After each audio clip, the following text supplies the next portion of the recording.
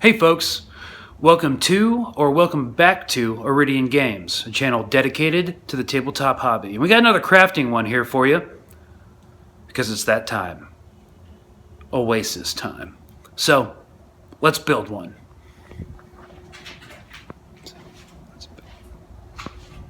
How do I turn this thing off? Oh, this thing's so jacked up. Okay. Up front, the lighting in this video has a jacked up strobe effect. I still have no idea what I'm doing, but we're going to go ahead anyways and really lean into it. So during the construction process, before you lay out your ground cover, see, there it is. It's going to get worse. Before you lay down your ground cover, you're going to determine where you want your water feature. I've placed a bunch of miniatures on the board so that I can design my water feature in a way that won't impede playability as much. And then to build up the bank of this Oasis, I'm taking Sculptamold. Oh yeah. And we're just gonna mix that up to the consistency of cottage cheese. And then, once it's mixed up to the right consistency, I'm going to place it along those lines I drew, outlining the Oasis. Now, you can take a wetted finger and start working this into a shape that you want. I am going to give these a little bit of height, probably slightly less than a quarter inch light, and then just blend the excess Sculptamold out into the landscape. So because I live in a humid environment, I have about 30 minutes of working time before it really starts to set.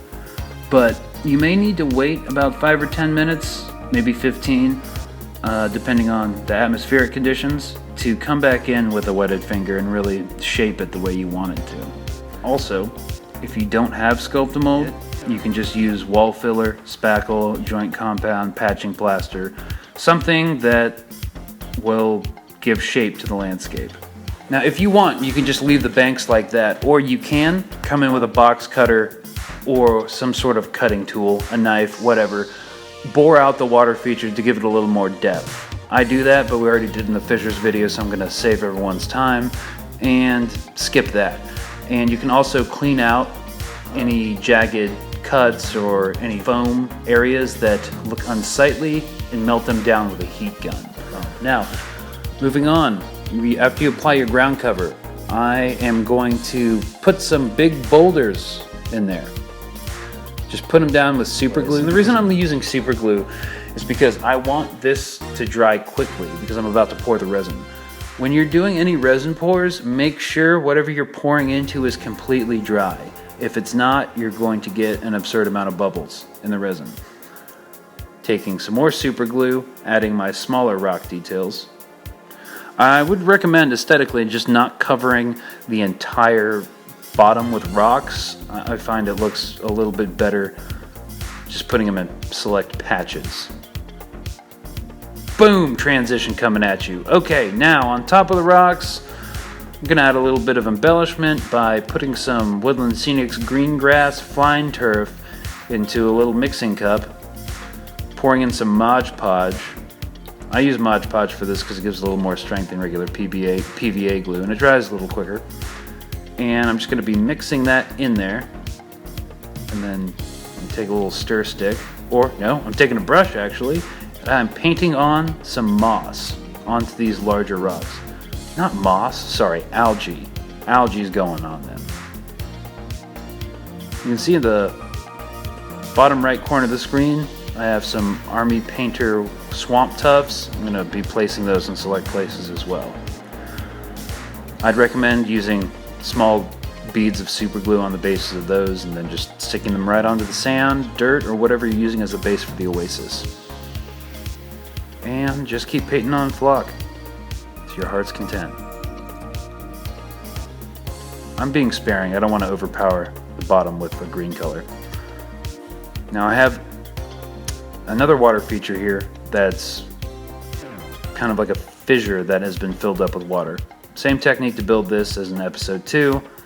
When you do any sort of water feature and you're carving it out of foam, especially multiple pieces of foam that were used to construct the board, you want to make absolutely sure that there's no holes in the bottom of your Oasis, because that resin will seep into that, and all of a sudden you realize, wow, the desert just drank my entire Oasis, and I don't understand why. That's why. So you can do that with any sort of wall filler, sculpt a mold, whatever. Just make sure it's all sealed.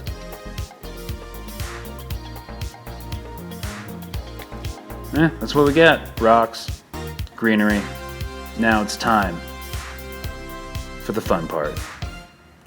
So I'm going to be using a clear cast epoxy resin.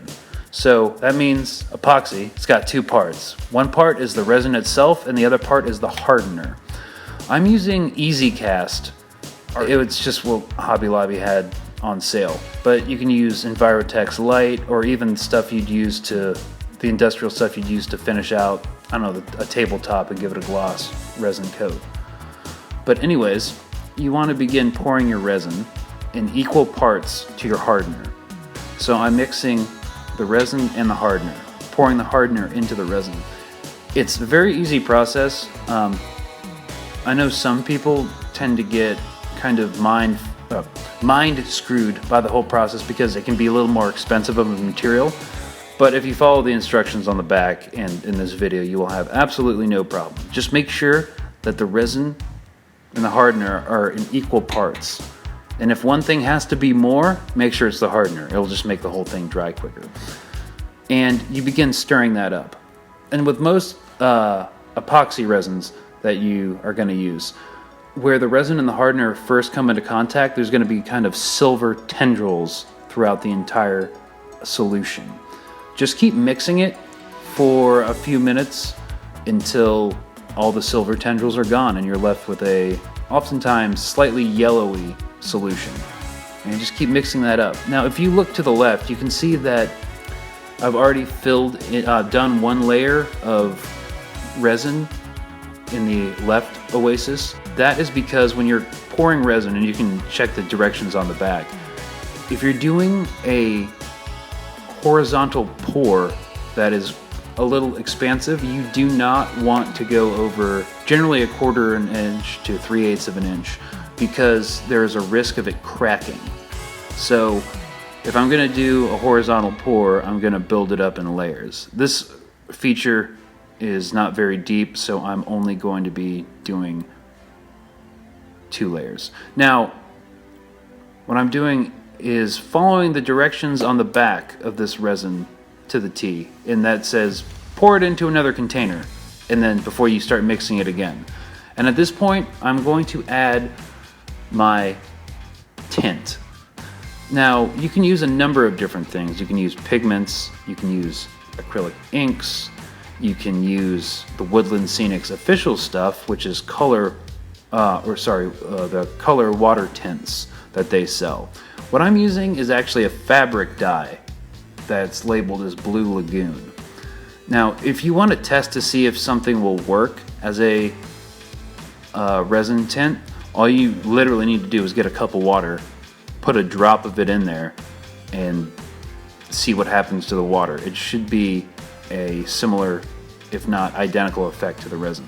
Once you've stirred it for a few minutes, and there's no longer any little bubbles of color from whatever you're using to tint the resin, you can pour it.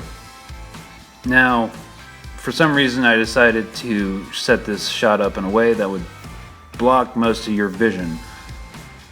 But honestly, it's easy. You just literally pour it where you want it to go. It does a pretty good job of self-leveling.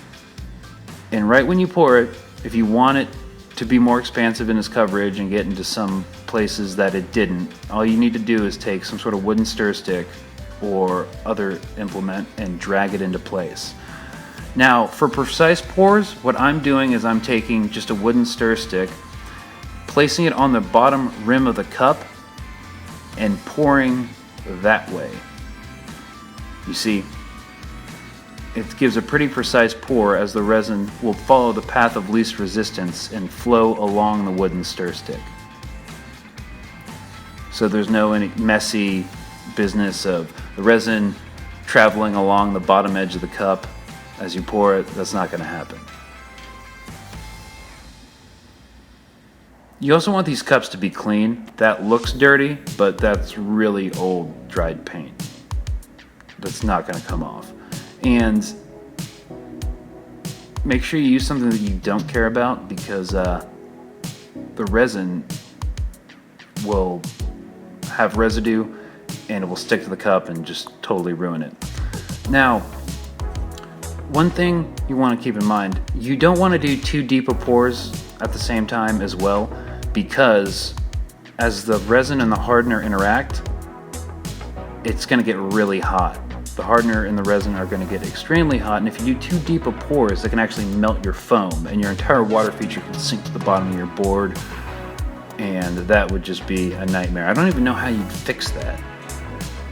So, after the resin has sat for a minute, what you're going to see inevitably is some bubbles coming along the top surface of the resin. And all you need to do is take a heat gun and blow those bubbles out.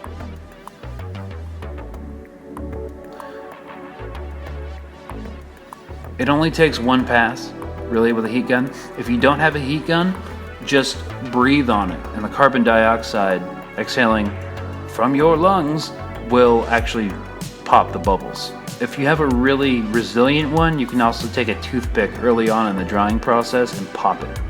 Now, if everything is completely dry, you should only have 1 or 2 rounds of bubbling.